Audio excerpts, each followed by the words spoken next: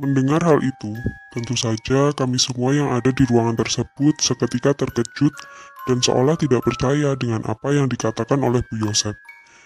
Innalillahi wa inna ilaihi roji'un, ucap kami. Dan tidak berlama-lama lagi, malam itu ayahku dan Pak Yosep pun akhirnya bergegas pergi meninggalkanku. Wes sampean turu dhisik, cek ndang waras. Sudah, kamu tidur aja dulu biar cepat sembuh, ucap ayahku sambil berjalan pergi meninggalkanku. Tanpa menjawab hal itu, aku pun waktu itu hanya diam sambil mengangguk karena seluruh tubuhku yang juga masih terasa sakit tidak karuan. Dan di sela-sela aku mencoba beristirahat, aku pun kembali mengingat kenangan bersama Mbok Marmi saat beliau masih hidup. Semasa hidupnya, beliau adalah sosok yang sangat penting bagiku. Selain pernah mengasuhku, beliau adalah salah satu panutan dalam hidupku. Mengingat hal itu, tentu saja aku langsung meneteskan air mata dan ikut merasakan kesedihan atas meninggalnya Mbok Marmi. Kemarin sepertinya aku masih melihatnya, pikirku dalam hati. Dan setelah mengingat semua itu, akhirnya aku pun memutuskan untuk tidak lagi beristirahat dan segera pergi ke rumah Pak Yosep agar aku juga bisa mendoakan almarhum Mbok Marmi sebelum besok pagi dimakamkan. Singkat cerita, saat itu akhirnya aku pun pergi keluar rumah menuju rumah Pak Yosep. Namun baru sekitar 10 meter aku melangkahkan kakiku keluar rumah, tiba-tiba aku mendengar suara orang memanggil namaku yang saat itu terdengar dari arah dalam rumahku. Sel, mendengar hal itu, aku pun langsung menoleh ke arah sumber suara tersebut dengan perasaan yang sedikit terkejut. Dan ketika aku memalingkan badan, ternyata saat itu ibukulah yang nampak berdiri di sela-sela pintu sambil melihat ke arahku. Sebenarnya waktu itu aku juga sempat heran dengan keberadaan ibuku, karena sebelumnya aku merasa tidak menjumpai siapapun di dalam rumahku setelah ayah berpamitan pergi ke rumah Pak Yosep. Loh, itu ibu. Kok ibu di rumah? Perasaan tadi di dalam rumah aku nggak lihat siapa-siapa deh, pikirku dalam hati. Dan tanpa memikirkan hal itu, aku pun langsung berjalan kembali sambil menjawab panggilan ibuku. Iya bu, ucapku sambil berjalan kembali. Kate Nandi, mau kemana? Ucap ibuku pelan. Mendengar hal itu, perasaanku seketika kebingungan. Selain merasa heran dengan pertanyaan ibu, waktu itu aku mendengar ada yang berbeda dengan suara ibuku. Suara ibuku saat itu sangatlah berbeda dari biasanya. Waktu itu, aku mendengar suara ibuku terdengar lebih besar dengan nada yang sedikit lebih pelan dari biasanya. Bahkan, masih teringat jelas di kepalaku. Saat itu, suara ibuku terdengar serak seperti orang yang sedang sakit tenggorokan. "Ten Mbok Marmi bu, Mbok Marmi sedo, jenengan kok tasik ten griya, kula kinten punten mriko.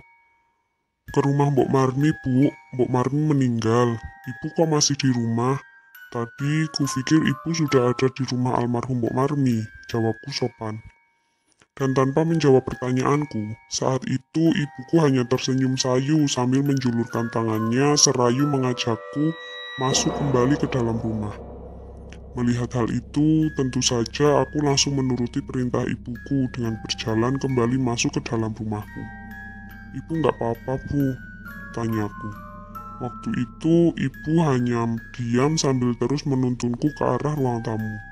Dan ketika aku berjalan di samping ibuku, saat itu aku benar-benar terkejut karena aku pun baru menyadari jika pakaian yang dipakai ibuku waktu itu sama persis dengan pakaian yang dipakai oleh sosok perempuan yang sempat beberapa kali kulihat. Balutan baju Jawa kuno dengan selendang yang juga diselempangkan di pundaknya, membuat aku seketika teringat dengan sosok wanita tersebut. Baju ibu kok sama dengan yang dipakai perempuan kemarin ya, pikirku dalam hati. Melihat semua itu, tentu saja aku langsung gemetar dengan jantung yang mulai berdetak tidak karuan. Dan sesampainya di ruang tamu, aku pun langsung duduk sambil melihat ke arah wajah ibuku yang saat itu ternyata juga terlihat berbeda dari biasanya. Wajah ibuku saat itu terlihat pucat dan kaku. "Empe nono, mari kita teko. Tunggu aja, sebentar lagi datang," ucap ibuku. dan hanya mengatakan hal itu. Waktu itu ibuku tiba-tiba langsung berjalan pergi meninggalkanku. "Loh Bu, ten pundi?" "Loh Bu, kemana?" tanyaku sambil melihat ibuku yang saat itu terlihat berjalan pelan ke arah kamarnya. Karena aku mulai curiga dengan tingkah ibuku yang saat itu terlihat aneh, aku pun waktu itu langsung berdiri dan bergegas mengikuti langkahnya. "Bu, loh Bu, pripun sih? Bu, loh Bu, gimana sih?" ucapku sambil berjalan mengikuti langkah ibuku yang terlihat masuk ke dalam kamar tidur. Namun sesampainya di kamar tidur, tiba-tiba jantungku berdetak cepat, keringatku bercucuran dengan tubuh yang kembali gemetar tidak karuan. Semua itu kurasakan karena saat itu aku tiba-tiba tidak lagi melihat adanya ibuku yang waktu itu sangat kuyakini beliau barusan masuk ke dalam kamar ini. Waktu itu keadaan kamar ibu benar-benar kosong, tidak ada siapapun. "Loh, kok hilang?" ucapku kebingungan. Melihat hal itu, tentu saja aku langsung kaget dan segera memanggil-manggil ibuku dengan perasaan yang semakin tidak karuan. "Bu!" teriakku.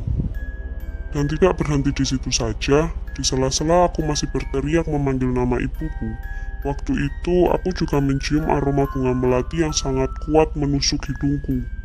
Karena aku merasa sudah tidak aman lagi, akhirnya aku pun memutuskan untuk segera pergi dari rumahku dan segera menyusul ayahku yang ada di rumah almarhum Mbok Marmi. Namun, ketika aku masih berjalan keluar dari kamar tidur orang tuaku, lagi-lagi aku mendengar suara yang sangat kuyakini suara inilah yang menjadi sumber dari setiap kejadian-kejadian aneh yang akhirnya menimpaku. Tik tik tik tik tik tik tik tik tik tik.